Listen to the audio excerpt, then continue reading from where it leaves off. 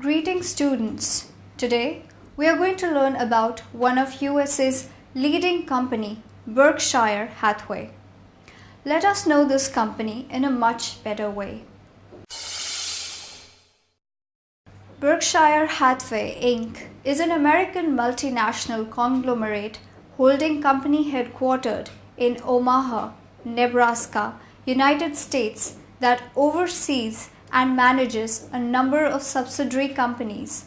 The company wholly owns GEICO, BNSF, Lubrizol, Dairy Queen, Fruit of the Loom, Hellsberg, Diamonds, and NetJets, owns half of the Heinz, owns an undisclosed percentage of Mars Incorporated, and has significant minority holdings in American Express, the Coca-Cola Company, Wells Fargo, and IBM. Berkshire Hathway averaged an annual growth in book value of 19.7% to its shareholders for the last 48 years, compared to 9.4% from S&P 500 with dividends included for the same period, while employing large amounts of capital and minimal debt. Berkshire Hathway stock produced a total return of 76% from 2000 to 2010 versus a negative 11.3% return for the S&P 500. The company is known for its control by investor Warren Buffett, who is the company's chairman, president, and CEO. Buffett has used the float provided by Berkshire Hathway's insurance operations, paid premiums which are not held in reserves for reported claims and may be invested to finance his investments. In the early part of his career at Berkshire, he focused on long-term investments in publicly quoted stocks, but more recently, he has turned to buying whole companies. Berkshire now owns a diverse range of businesses, including confectionery, retail, railroad, home furnishings, encyclopedias, manufacturers of vacuum cleaners, jewelry sales, newspaper publishing, manufacture and distribution of uniforms, as well as several regional electrical and gas utilities. According to the Forbes Global 2000 list, and Formula, Berkshire Hathway is the 9th leading public company in the world. You probably have heard of Berkshire Hathaway because that's the company that Warren Buffett built his fortune with. Berkshire is a holding company conglomerate that buys shares of stock in consumer companies where customers make repeat purchases, companies like Coca-Cola, American Express, and Gillette. Berkshire Hathaway was actually started in 1839 as the Valley Falls Company, a textile company. And in 1929 it merged with Berkshire Cotton Manufacturing Company and was renamed Berkshire Fine Spinning Association. In 1955 it merged with Hathaway Manufacturing. And in 1962 Warren Buffett began buying Berkshire Hathaway stock. In 1964, he bought the entire company outright, and in 1967, he expanded into insurance, namely Geico, and other investments and broadened his investment horizons. Interestingly, although Berkshire Hathaway was the investment vehicle for the world's wealthiest man to grow his wealth, he said publicly it was not his best investment, and in 1985, Berkshire Hathaway discontinued textile manufacturing altogether. In 2007, Berkshire Hathaway had an all-time high in its stock price of $150,000 a share.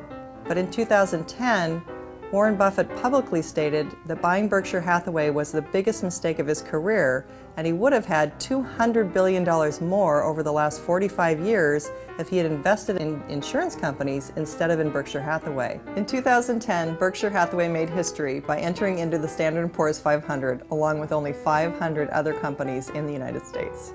The annual shareholder meeting for Berkshire Hathaway is held at the Quest Center in Omaha, Nebraska each year. It's been called the Woodstock for Capitalists.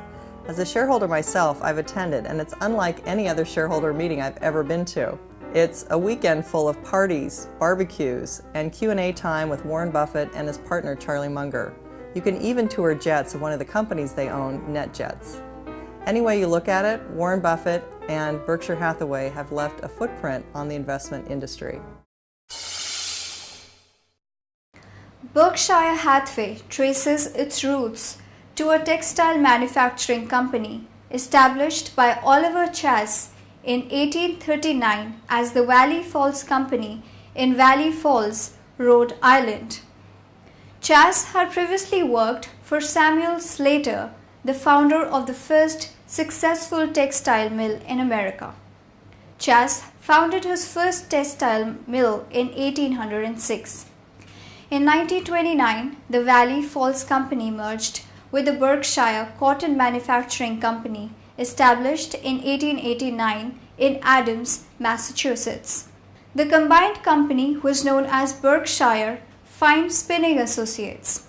In 2010, Buffett claimed that purchasing Berkshire Hathaway was the biggest investment mistake he had ever made and claimed that it had denied him compounded investment returns of about $200 billion over the previous 45 years. Buffett claimed that he had invested that money directly in insurance businesses instead of buying out Berkshire Hathaway due to what he perceived as a slight by an individual. Those investments would have paid off several hundredfold. Berkshire's Class A shares sold for $140,803.06 as of January 4, 2013, making them the highest priced shares on the New York Stock Exchange, in part because they have never had a stock split and have only paid a dividend once since Warren Buffett took over, retaining corporate earnings on its balance sheet in a manner that is impermissible for private investors and mutual funds. Shares closed over $1 lakh for the first time on October 23, 2006 and closed at an all-time high of $150 lakh on December 13, 2007. Despite its size, Berkshire has not been included in broad stock market indices such as the S&P 500 due to the lack of liquidity in its shares. However, following a 50-to-1 split of Berkshire's Class B shares in January 2010 and Berkshire's announcement that it would acquire the Burlington Northern Santa Fe Corporation, parent of BNSF Railway, Berkshire replaced BNSF in the S&P 500 on February 16, 2010. The current members of the board of directors of Berkshire Hathaway are Warren Buffett, Charlie Munger, Walter Scott Jr., Thomas S. Murphy, Howard Graham Buffett, Ronald Olson, Donald Q. Charlie Guyman, David Gottesman, Bill Gates, Steve Burke, Susan Decker, and Marilyn McMurray.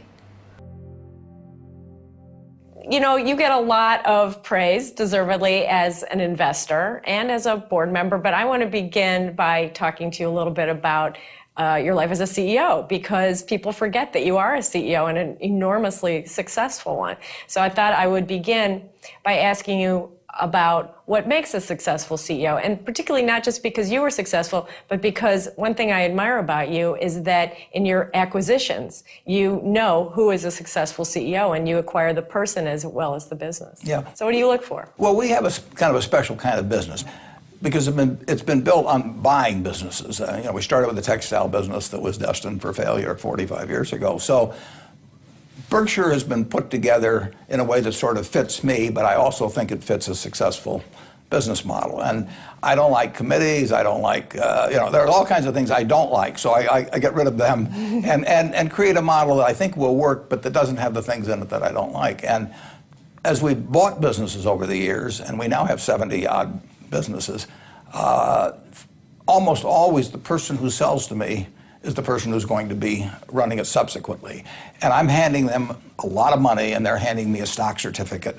And the next morning, they have to forget that they handed me the stock certificate. Basically, they have to still feel they own the business. So when I look at them, I look into their eyes and try and figure out whether they love the money or they love the business. And if everybody likes money, but if they don't love the business, I can't put that into them. If they're going to, and so we have no contracts at Berkshire. We just don't have contracts. We count on people loving the business, and then my job is to make sure that I don't do anything that in effect kills that love of the business. We have CEOs that have never come to Omaha, and we've never had a meeting of them here. It just isn't the way we run. They knew how to run the business before I bought it. They're going to know how to run the business afterwards.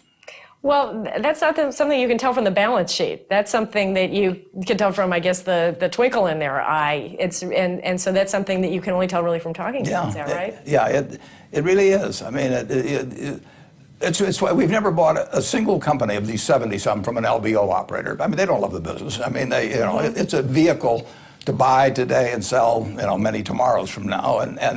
And they may dress up the accounting, and they may do, leverage it up and that sort of thing. But they're thinking about, they have an exit strategy. We don't have an exit strategy. We have an entrance strategy, and that is it. Once, it's like a Catholic marriage. It's going to last forever. Insurance and reinsurance business activities are conducted through approximately 70 domestic and foreign-based insurance companies. Berkshire's insurance businesses provide insurance and reinsurance of property and casualty risks primarily in the United States. Berkshire currently holds 89.8% of Mid-American Energy Holdings Company. At the time of purchase, Berkshire's voting interest was limited to 10% of the company's shares, but this restriction ended when the Public Utility Holding Company Act of 1935 was repealed in 2005. Berkshire claimed its favorite holding period is forever, yet it took billions in losses when it sold its position in ConocoPhillips, so it doesn't necessarily hold forever. Yet, it tried to use this argument to avoid taking unrealized losses on the three stocks. On part of its Wells Fargo and Kraft holdings, it won its argument with the SEC and avoided write-downs on unrealized losses. It also had unrealized gains on parts of those positions. David Merkel of Aleph blog notes that comprehensive income factors in changes is unrealized capital gains or losses. If Berkshire Hathway takes a write-down, it reduces net income. But this does not change the result for comprehensive income because everything is marked to fair value already. Thus, one reconciling net income is comprehensive income pre and post the write-down would notice that the adjustment is different by the amount of the write-down, hence the corresponding credit to comprehensive income. That's the way the math works. Nothing wrong with it. So students, we went through the company's history to its present market scenario. Hope the information was useful to you. Have a nice day.